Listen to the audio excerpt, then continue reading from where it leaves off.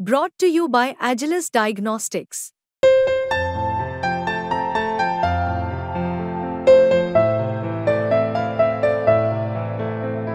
Agilus Diagnostics. देखिए, वो किन परिस्थितियों में उन्हें पत्र लिखा उसका जवाब वही दे सकती है। लेकिन बेशक इस आरक्षण के उलझन में कांग्रेस खत्म हो गई, इस आरक्षण के जद में बसपा भी चली गई, उन्होंने अपनी संख्या से ज़्यादा किया और सपा भी चली गई। तो आरक्षण एक विसंगति दूर करना सरकार की प्राथमिकता होनी चाहिए। जो संविधान में मिला हुआ हक है, लोगों को कैसे मिला, अगर कोई सवाल उठता है तो उस पर विचार होना चाहिए। विचार करके अगर कहीं कुछ कमियां उसे दूर हो जाए, मेरा मतलब यही मानना है और कुछ नहीं।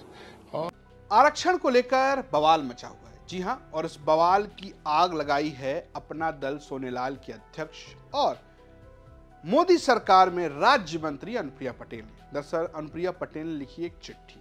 इस चिट्ठी में उन्होंने मोदी सरकार को तो धन्यवाद कहा, लेकिन योगी सरकार पर सवाल खड़े कर दिए। उन्होंने ये कहा कि नॉट फाउंड सुटेबल बताकर जिस तरीके से अभ्यर्थियों को भर्ती नहीं किया जा रहा है, आरक्षण को लेकर जो अनियमितताएं हैं वो गड़बड़ हैं और इसको लेकर मच गया है बवाल। दरअसल माना यह जा रहा है कि जिस तरीके से उत्तर प्रदेश में जनाधार घटा है, उसको लेकर अब ये पार्टियां अपने कोर मुद्दों पर लौटे। और ये जब हम ये की बात करें तो उसमें अपना दल एस के साथ निषाद पार्टी है। जी हाँ, निषाद पार्टी के संजय निषाद ने भी कहा है कि भाई साहब इसकी जांच कराइए, इस पर मिल बैठ के बात कीजिए, क्योंकि इससे पहले कांग्रेस बसपा सपा आरक्षण के चक्कर में निपट गई। जरा सुनिए। देखिए, वो किन परिस्थितियों में उन्हें पत्र लिखा उसका जवाब वही दे सकती है। लेकिन बेशक इस आरक्षण के उलझन में कांग्रेस खत्म हो गई, इस आरक्षण के जद में बसपा भी चली गई, उन्होंने अपनी संख्या से ज़्यादा किया और सपा भी चली गई।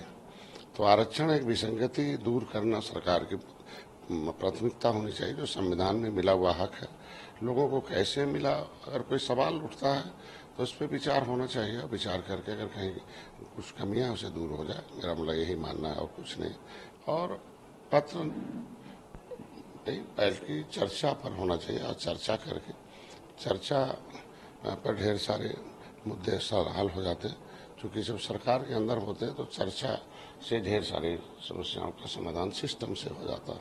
तो इस पर चर्चा होनी चाहिए कि आखिर कैसे ये सब हो रहा है। निश्चित रूप से संख्या के आधार पर देखा जाए तो सबको निषादों के आरक्षण के मुद्दे पर चर्चा होनी चाहिए, क्योंकि हम कर रहे हैं और आगे हमको लगता है कि जल्दी होगी।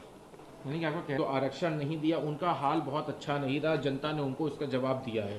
देखिए, आरक्षण के साथ भेदभाव दिया, कुछ अपने लोगों को दे दिया, कभी बांट दिया, कभी रोक दिया, तो ये चलता रहा। निषादों को आरक्षण रोक दिया कांग्रेस को, निषाद उनसे दूर हुए। सपा बसपा ने निषादों का आरक्षण रोक दिया, उससे दूर हो। तो आरक्षण एक ऐसा मुद्दा है कि जो एक शोषित वंचित या उपेक्षित समुदाय है उसको प्राथमिकता दी जानी चाहिए। और हम तो चाहते हैं कि इस मुद्दे पर विशेष रूप से पहल होनी चाहिए। संविधान में मिला हुआ हक जो है, अगर कोई विसंगति है तो उसे सदन में लाकर उसे दूर किया जाए, आसान तरीके से इनको दिया जाए, इस पर कोई राजनीति न हो। तो अनुप्रिया पटेल के बाद निषाद यानी कि संजय निषाद के इस बयान को क्या योगी सरकार के खिलाफ माना जाए, ये देखना बड़ा दिलचस्प होगा। क्योंकि जिस तरीके से सहयोगियों ने ही बीजेपी के खिलाफ, खासकर योगी सरकार के खिलाफ मोर्चा खोला है, वो अपने आप में बहुत कुछ कह रहा है। और आरक्षण का मुद्दा जिस तरीके से उठा है और जिस तरीके से अखिलेश यादव पीडीए का नारा दे रहे हैं, बात उत्तर प्रदेश में मंडल बनाम कमंडल की हो रही है। उस पॉलिटिक्स में ये सारी पॉलिटिक्स अपने आप में एक पूरी कहानी कह रही है। आपको क्या लगता है, मैं कमेंट बॉक्स में जरूर बताइएगा। देखते रहिए यूपी तक। नमस्कार।